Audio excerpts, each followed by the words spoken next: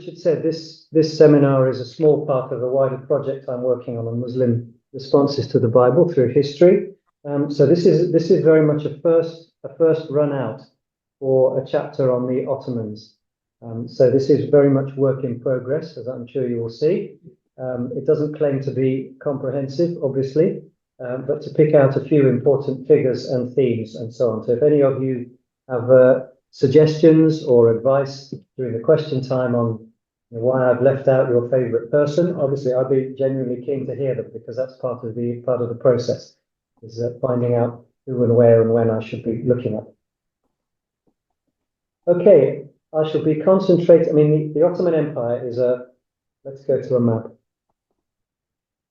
Never mind the title about gunpowder empires. I just find the map quite useful in showing where are we talking about. Now, obviously, it's quite a broad-ranging area. The Ottoman Empire arose around 1300 CE and was dismantled after the First World War. So we're talking about a long time and a lot of territory. You could ask, is it really a meaningful unit of analysis? How far have 19th century people down in the southern tip of the Arabian Peninsula got in common with 16th century people in southeastern Europe, etc.? What I shall be looking at today is basically the sort of Ottoman heartland of what we call modern Turkey, rather than trying to cover every area, although another area does come in and play quite a significant role, as we shall see. So yes, just a little bit of background, although many of you will be familiar with this. The empire spread out from what's now modern Turkey, well, having been formed by people coming in from Central Asia. And in 1453 CE, fulfilled one of the early apocalyptic hopes of Islam, the conquest of the Byzantine capital Constantinople, which you can see marked on the map there. This conquest had been predicted in Hadith and attempted ever since the 1st or 7th century CE. The Ottoman Empire reached its greatest extent in the 17th century, by which time it had spread around the Mediterranean as far as modern-day Algeria. And the Ottomans controlled the Arab heartlands after defeating the Mamluks in 1517, and also spread northwest into southeastern Europe, reaching the gates of Vienna in 1528-29, and again in 1683, but that was the maximum extent of their expansion in that direction. The empire was the object of pressure from Britain, Russia, and France during the 19th century, and its alliance with Germany in World War I led to its being dismantled in the aftermath of that conflict. So this, what you could call sprawling, multilingual, multi-ethnic, multi-religious polity, is a complex unit of analysis, if it is a unit of analysis. For Ottoman rulers, Christians and Jews were not only people who lived elsewhere, i.e. in Northern Europe. There were significant populations living under Ottoman rule as dhimmis, that is, protected minorities with a certain amount of autonomy over religious affairs, as long as they did not attempt to convert Muslims to their faith. Excuse me. So the Bible was a text used by Jews and Christians living in Ottoman lands. However, insofar as it was perceived at times as a Western book, it had political overtones, which we will pick up as we go along, bound up with the interests of potentially dangerous foreign powers. Eventually, the balance of power shifted as the Ottomans moved from being an apparently unstoppable force to occupying a position of weakness in relation to the technological, military, and economic power of Europe. So we've already touched on that, just to say that, yes, once the Ottomans defeated the Mamluks in 1517 CE, that's when they really extended their sphere of operation into what we now call the Middle East. Right, well, before we look at Muslim responses, I'd just like to look briefly at the emergence of the Bible in Ottoman Turkish. Now, the Bible existed in Arabic, so Ottoman scholars, most of whom read Arabic, could have accessed it, but there isn't extensive evidence of that in the earlier time. So let me just say a little bit about the Bible coming into Ottoman Turkish. The first partial Bible translations into Ottoman Turkish seem to have been produced by Muslims, interestingly. There is a manuscript of the Gospels and a section of the Book of Acts, produced by an unknown author. And I take this information. If you're interested, you can go to Bruce Privratsky's highly detailed A History of Turkish Bible Translations, which is a website. So anyone who is curious can go and find very extensive work there. historyofturkishbible.wordpress.com, but it's easy enough to find. And the Quran commentator known as Leali translated the Psalms into Ottoman Turkish from an Arabic translation of a Syriac text, if you can follow all that sequence. But the major projects in this area came from Protestant initiatives in the 17th century CE. Whoops. Oh, yes. Okay. Sorry about that. So I think I'll just dwell on the person here known as Comenius, Jan Amos Komensky. Forgive my pronunciation of Czech, which I'm not familiar with, but often known, as were many scholars at this time, by a Latinized form of their name. So he's often known as Comenius, who was one of the Bohemian Protestants driven out of his homeland and ended up in the Netherlands in the mid-17th century, where there were a lot of, well, relatively speaking, scholars of Arabic and this whole area and of Islam.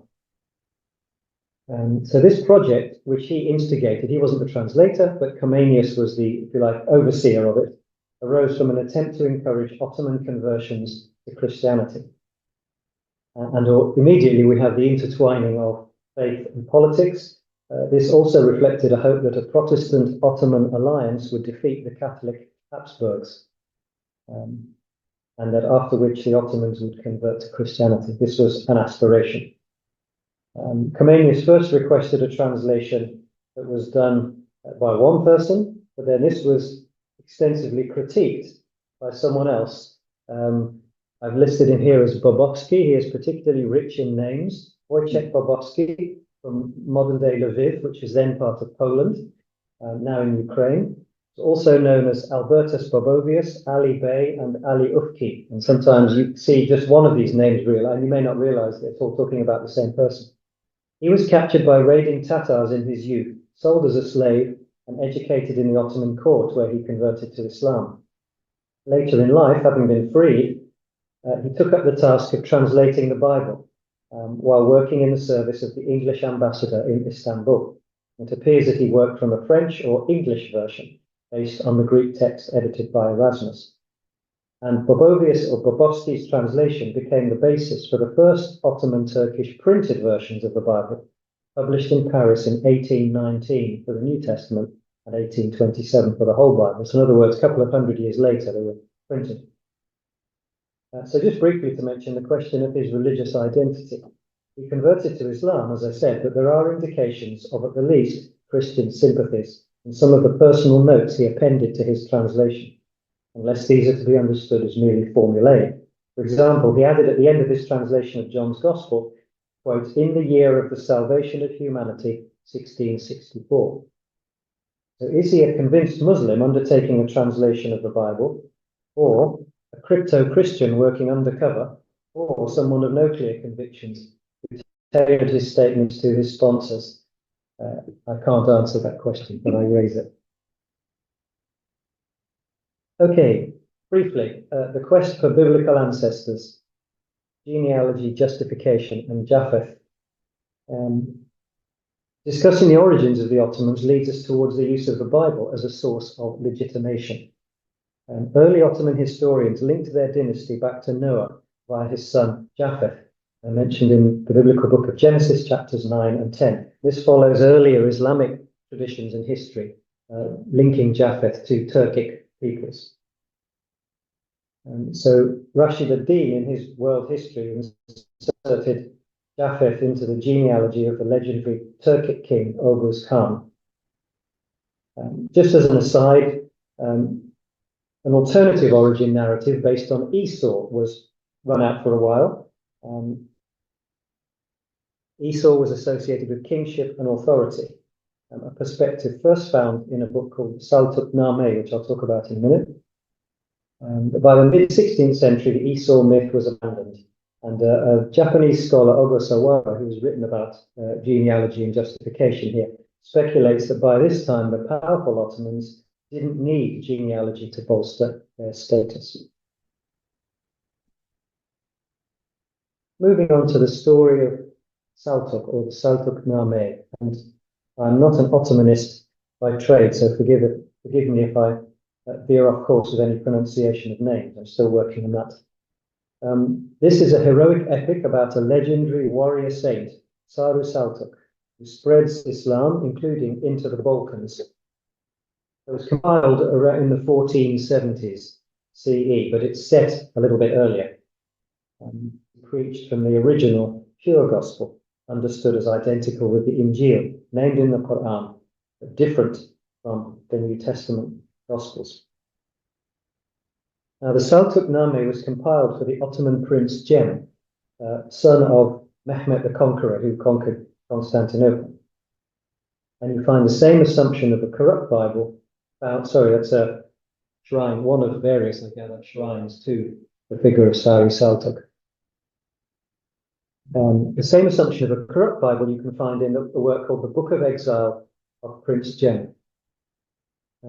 Now, this is a biography of a real prince, about whose real life we know a reasonable amount, written in straightforward Turkish to be accessible insofar as these things were accessible.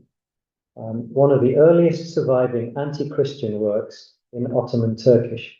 It records a dialogue between Prince Cem and Pope Innocent VIII, who ruled from 1484 to 1492.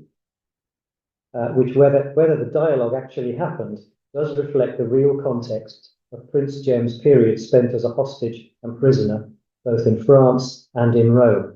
Some complicated dynastic politics going on at the time to do with rivals to the Ottoman throne. So just a brief quotation from the Book of Exile, where Prince Cem is presenting, or the figure Prince Cem is presenting the faith. First of all, know that there are 5 Gospels. He says, the Gospel sent down to the prophet Jesus, which one has to believe in and confirm. That's a quotation, obviously reflecting the Quranic term, the Injil. And then just my note here, plus there are 4 canonical Gospels, which are altered in parts. And again, to quote, as for the Gospel sent down from heaven, there is a disagreement over whether it was in Hebrew, Aramaic, or in Syriac. That's the pure original Gospel, which is here being distinguished from the 4 canonical New Testament Gospels written in Greek.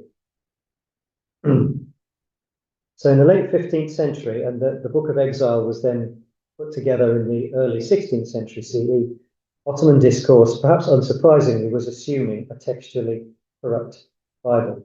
This was combined in the case of the Book of Exile with recourse to the Bible to support the prophethood of Muhammad. And there is discussion of the Paraclete and how that refers to Muhammad. You also get an appearance by the Apostle Paul in the Book of Exile. He's not named. Lots of the characters aren't named in the Book of Exile of Prince Cem, but it's a very recognizable story to those who have read these things in previous centuries. An account of a deceitful Jew who deliberately misleads early Christians and corrupts the pure teachings of Jesus. Now, as I say, that's a fairly obvious signal that what's being talked about there is a criticism of the Apostle Paul, although he's not named. Okay, so that's a work from around the 1520s, but it does have an afterlife, and we'll be returning to this theme. These things are not just historical artifacts. The Book of Exile of Prince Cem was printed in modern Turkish in 1954. Here's one other example of a short work written in Arabic this time. Epistle in Refutation of the Jews by Tashfibrizadeh. This uses quite standard arguments, for example, biblical texts predicting Muhammad in Deuteronomy 18, again, very familiar to those who explore these things, but it also has unusual knowledge of Judaism. He draws on the commentary by the Jewish writer Ibn Ezra, a famous Jewish commentator who questions the total authorship of the Pentateuch by Moses. In other words, Ibn Ezra is saying, are there short passages which are not written by Moses, as would have been a traditional belief for quite a while. That's just a short example, and this is translated into English, in fact, this work. but nothing like the length of something like the Book of Exile that we've just been looking at. Now, this is where we go slightly outside the Ottoman heartlands, but you'll see why, because of the influence. What's in a name? Here's a character known by 3 names. He's almost caught up with Bobovius or Bobovsky. Anselmo Turmeda, or in Catalan, where he was known as Anselm Turmeda, that's the correct pronunciation, but he converted to Islam from being a Franciscan friar, hence the picture. He was a Franciscan friar, then became a Muslim and was known as Abdullah Tarjuman, translator. Now, why is he important? I'll explain. He was born in Palma, Mallorca. He was a Franciscan friar who was very famous for works about Islam and 2 Muslims. He studied in Spain, France, and Italy, became a friar at 27. We know all this because he wrote an autobiographical account as the first part of the work I'm going to discuss briefly now. The cultured man's gift in refutation of the people of the cross. There is sometimes an alternative reading of adib as arib, but we'll go with cultured for now. Now, this was his account both of his own life and then an extensive criticism of the Bible once he converted to Islam. And he died around 1430. But as you can see here on the screen, his work, which was largely forgotten for a couple of 100 years, which he wrote in Tunis, I should have said, sorry, he converted in Tunis, North Africa, was translated into Ottoman Turkish in 1604 CE, after which it takes on new energy. So those of you who are thinking of writing a book, be prepared that it might be forgotten for a while, but then have great influence. Whether that's discouragement or encouragement, I'm not sure.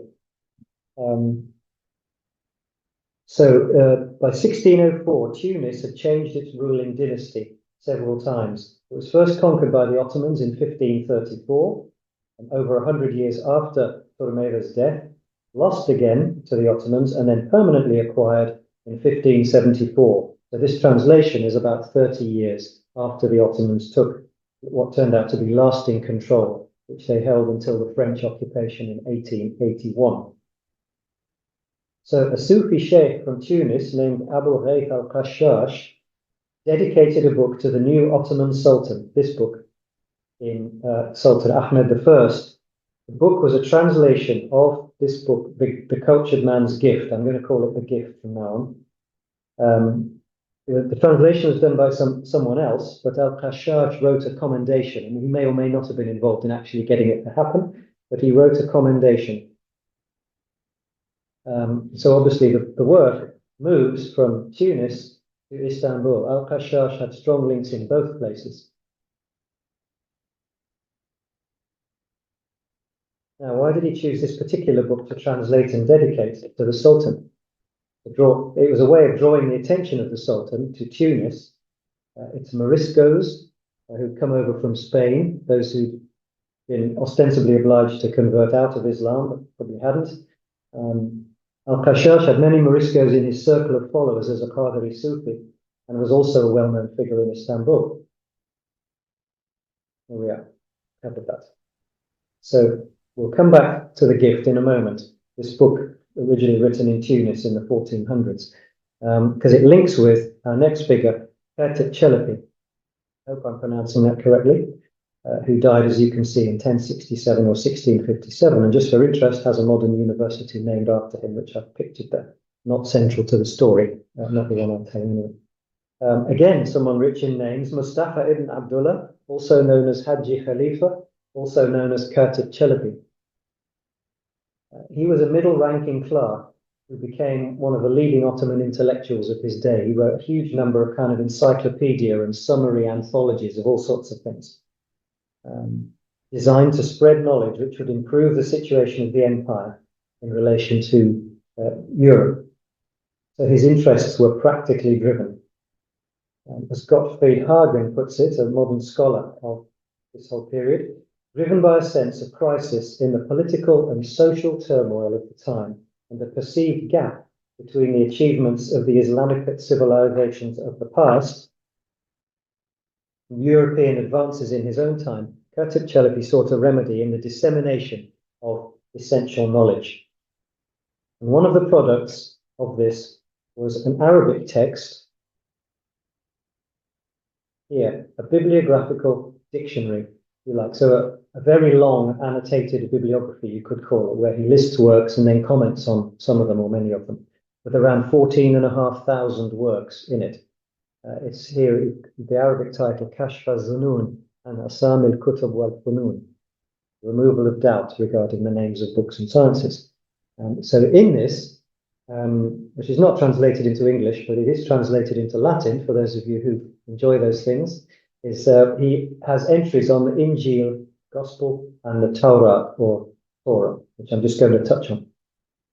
And he draws here on Abdullah Tarjuman's work, The Gift. Even though it's 200 years later, this is what he clearly uses, and he mentions it at various points, because of course it's, I mean, he read Arabic as well, but it's come into Ottoman Turkish and is becoming a bit more well known.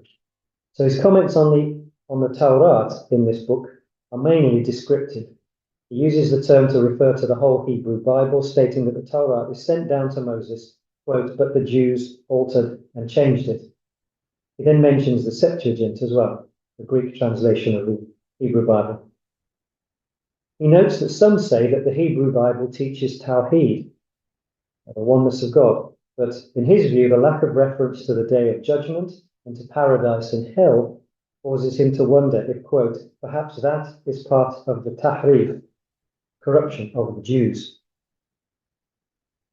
Now, the entry on the Injil refers more directly to Abdullah Tarjuman's The Cultured Man's Gift and is more critical. The gospel writers are liars, and Chalabi states that God did not report in his Injil that Jesus was killed and was buried, indicating what a sharp division he sees between the genuine Injil and the 4 New Testament Gospels.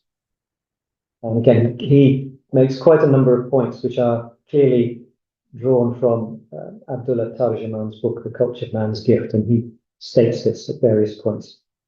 He also wrote a short work of negligible impact called The Guide of the Perplexed Towards the History of the Greeks, Romans, and Christians. And again, he relies on Turmeda's Abdullah Tarjuman's book, The Gift. Right, if you'll excuse me a minute, I'm just going to move on. So, more influence of Turmeda's The Gift. It had an influence on various conversion accounts. I won't go into the details of those, where and often these things were bound together. So you could see that Turmeda's book and various subsequent conversion accounts were seen as of a piece or of a group.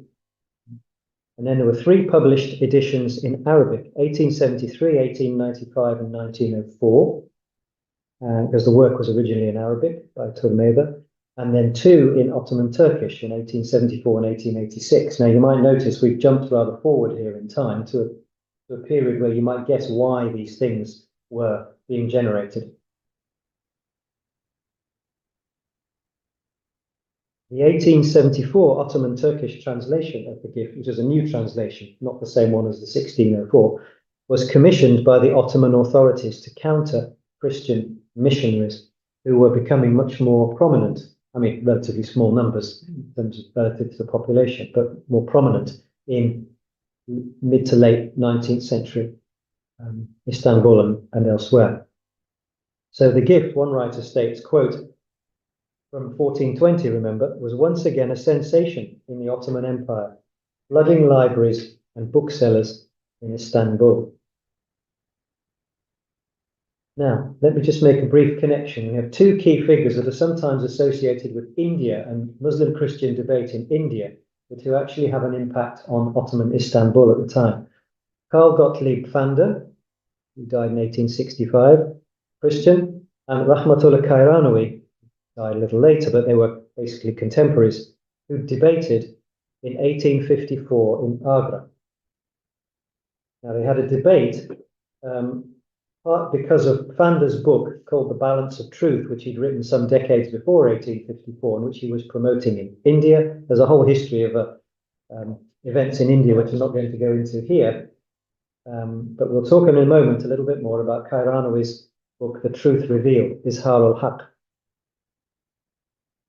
And again, we get a transition from Agra to Istanbul.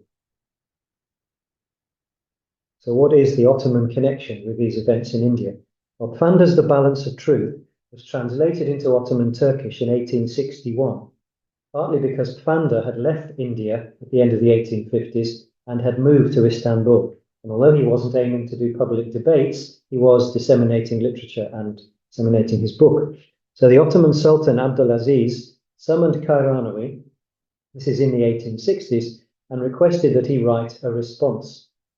This is what led to Kairanawi's famous book, which widely circulates in English and other languages now, The Truth Revealed.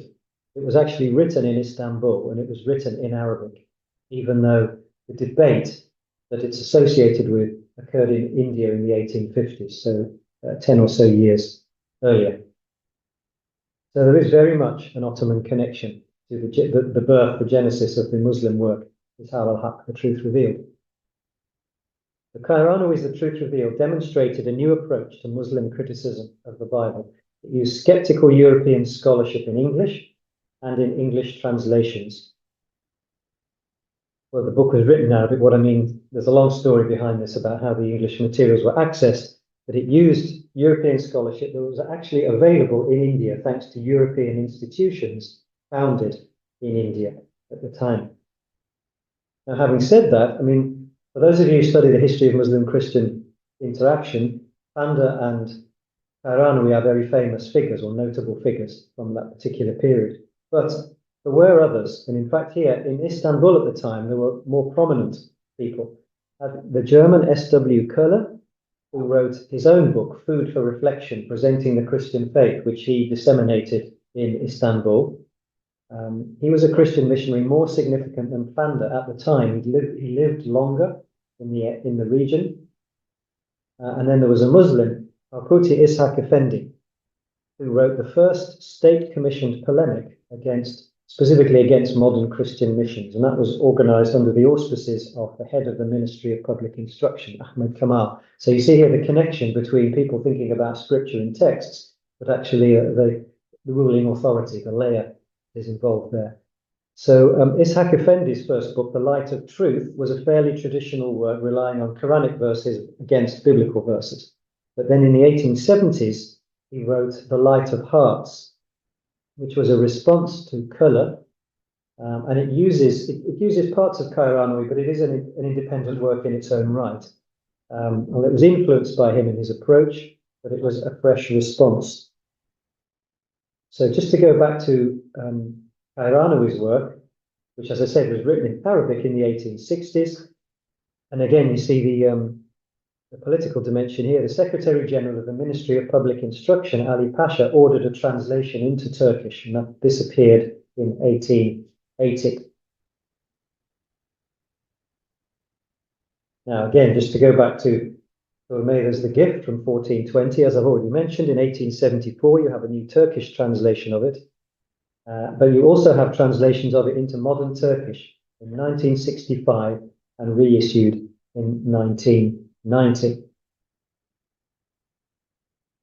So you can see, as we've underlined, there's a state involvement in promoting books criticizing the Bible, but books which were part of resisting the influence of Christian missions and maintaining social stability within the rather shifting situation of the Ottoman Empire. I haven't gone into the Tanzimat, the reforms of the mid-19th century, which put all Ottoman citizens theoretically on an equal basis. In other words, there was no differentiation between Muslims and Dhimmis.